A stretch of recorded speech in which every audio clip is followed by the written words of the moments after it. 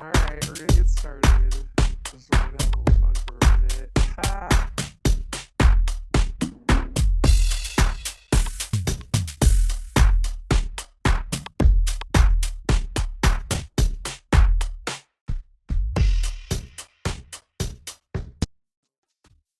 Rebranding Evol.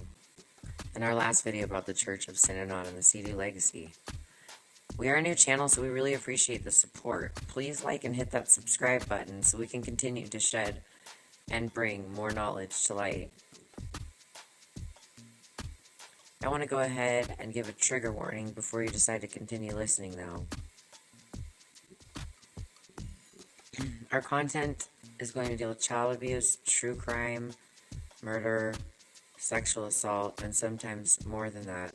As always, I just want to say thank you for taking care of you, because sometimes these things can affect us. So I would stop the video now if you think that might be an issue. We are going to be making a video about all of the lingo used in the cult, and there's some very strange language that was used, including, but not limited to, things like the terminology.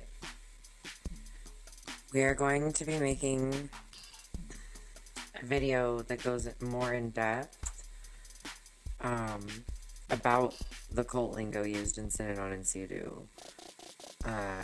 However, we have some experience from the inside, and cutting up music was the first one that I ever heard when I walked into the cult.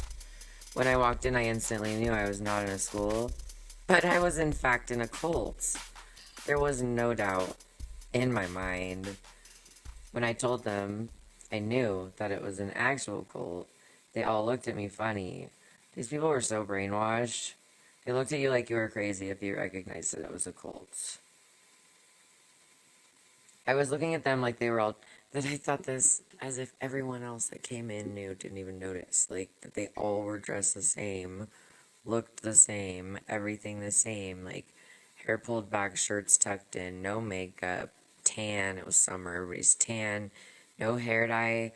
It's the 90s. This is 1996, and nobody has their hair dyed, and it's all pulled. It was weird to me. So I talked about how I liked Jim Morrison because I had nothing in common with the kids that were sitting with me. They were basically there to make sure I didn't run away. Like, probably were going to tackle me or something if I would have tried to. But where would I have gone? Town was 9 miles away, and this was like a horror movie.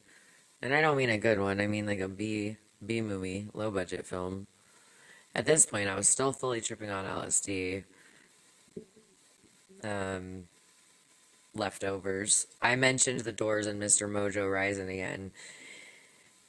I had been sober for a few weeks, but it had not worn off yet. They got this really scared look on their faces when I mentioned them, like the Doors and Jim Morrison. I didn't understand what for. They asked me not to talk about them or him. That's it. If they even like said his names out loud, because they were so terrified to speak any names that were like bands. That was very odd. They told me that if you talked about them, then that was out of agreement. Being a 15-year-old musician, classical pianist, violinist, singer, and guitar player, I asked them how the fuck that was even possible. They said, no, silly, like not actually cut it up, like with scissors. It means about bands and musicians who are, quote unquote, out of agreement. What? You can imagine at this point how insane I thought they were, and confused and scared I was. Commence the mindfuck. And oh, was it ever? Thank you so much for the support. We are new at this, so we're just, seeing how it goes, and we really appreciate people watching. Please don't forget, again, to like and subscribe. And when you subscribe, just hit the little bell and turn on the notifications, so that way when I do post this next video, you'll get the notification, and you're going to be really interested into the different lingos and words and sayings that were said there. So thanks again for the support.